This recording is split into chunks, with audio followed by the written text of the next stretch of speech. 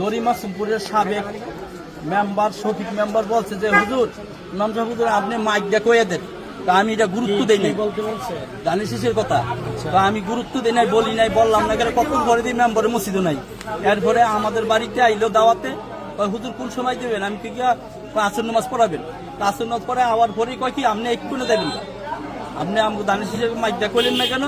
আমার লগে লগে মসজিদ থেকে এটা তো আল্লাহর ঘর মসজিদ, ঠিক না? মসজিদে হবে ঈমান আর আমলের নিরপেক্ষ, কথা। মসজিদ হলো নিরপেক্ষ, মসজিদ হলো নিরপেক্ষ, ঈমান আর আমলের কথা হবে। তো দানের শেষের কথা তো আর মসজিদে বলা যায় না। তো আমি বলবো, আমি ইমাম সাহেব এখন আপনি না বলার কারণে আমাদের মসজিদ থেকে চাকরি থেকে লড়াই দিয়েছে। এরপর আমি বলছি যে ভাই আজকে 22 তারিখ, মাসটা শেষ হোক, আপনি একটা নিয়ম আছে, ডিসিপ্লিন আছে, আপনি একটা মেম্বার মসজিদে কি জুলুম করবেন? আল্লাহর ঘরে মাসটা শেষ হোক, চলে যাবো। আর সামনে রমজান মাস আসছে, সারা বছর আমরা নামাজ পড়াইলাম, রমজান মাসে আরেকজন হুজুর রাখবেন শফিক মেম্বরে, আপনাকে শফিক মেম্বরে কার্ড ব্যবসা করে।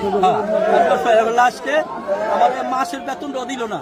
22 তারিখে পেতে গেলে আপনি পুরা মাসের বেতন দিবেন, কয় না আমার লড়াই দেয়, আমার বেতন হলে আমরা 8,000 টাকা। আপনার গরিব আছে শফিক মেম্বর, অসুবিধা নাই। আপনি আল্লাহর উপরে ভরসা করেন, আল্লাহ আপনার সহায়। আমি থানায় এবার অভিযোগ করছি যে স্যার আমার অপরাধটা কি? মসজিদের নিরপেক্ষ, মসজিদের মাইক কেন বললাম না?